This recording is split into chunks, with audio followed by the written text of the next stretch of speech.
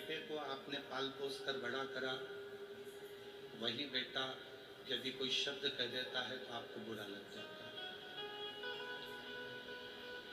पति आपको कोई शब्द कह देता है तो बुरा लग जाता है, पत्नी कोई शब्द कह देती है तो बुरा लग जाता है।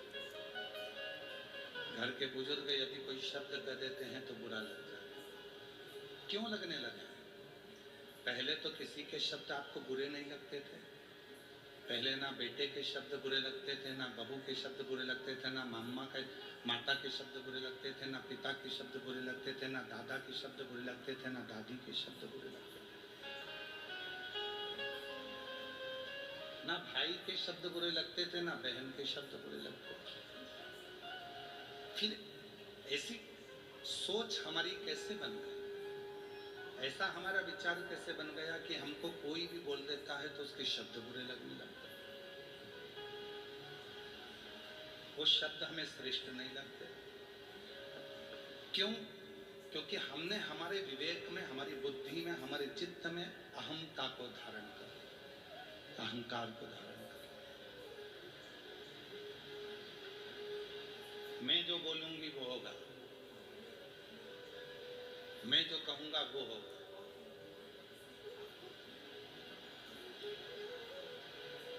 और हमने पहले भी कथा में कहा,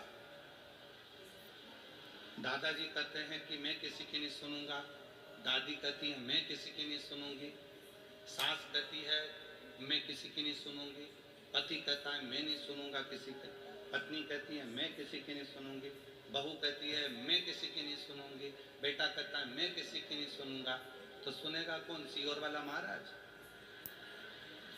जब तुम नहीं सुन रहे हो, एक दूसरे की बात को मानने को तैयार नहीं हो, एक दूसरे को समझने को तैयार नहीं हो, तो समझेगा कौन? कौन सुनेगा?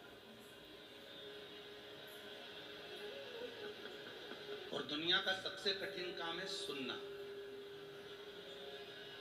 और जिसने अपनी जिंदगी में श्रवण करना प्रारंभ कर दिया, सुनना प्रारंभ कर दिया, वो जिंदगी में सफलता की ओर बढ़ता चला।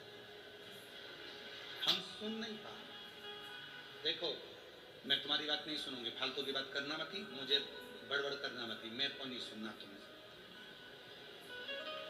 वो कल का आया मुझे सुनाएगा, मेरे को नहीं सुना।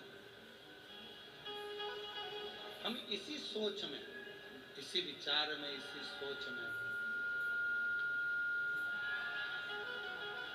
हम इसी सोच में, इन्हीं विचारों